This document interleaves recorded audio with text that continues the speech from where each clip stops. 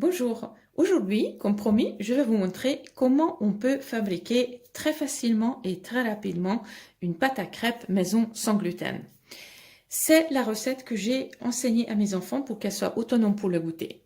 Très facile, il y a juste de la farine de riz, il y a des œufs, du sel, j'utilise de l'extrait de vanille, après c'est pas du tout obligatoire et éventuellement si vous aimez vous pouvez utiliser du fleur d'oranger si jamais c'est quelque chose qui vous parle. L'idée, c'est que on a un récipient qui nous sert pour mesurer.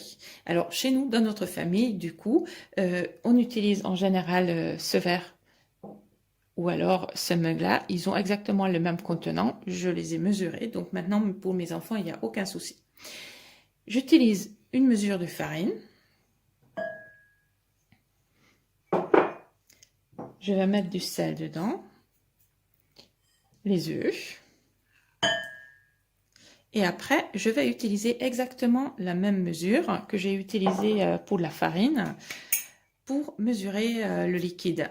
Alors pour le liquide, j'utilise soit du Perrier, soit du lait, ou vous pouvez utiliser, si vous évitez le lait, les boissons végétaux.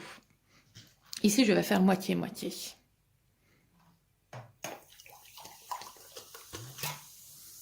Donc ça, c'est le Perrier que je rallonge un peu avec du lait.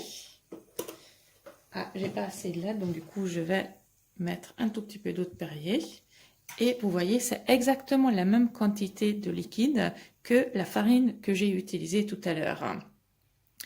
Alors, je prends mon fouet, je vais commencer à bien mélanger tout simplement les œufs et la farine.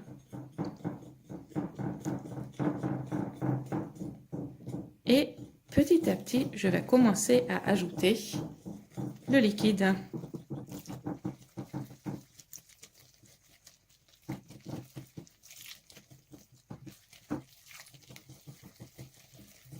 Quand je fais comme ça, j'évite qu'il y ait des grumeaux en fait. Et j'évite aussi pour qu'il faille vraiment mélanger pendant très longtemps. Donc on commence à avoir une pâte, c'est encore assez difficile à mélanger et c'est assez épais.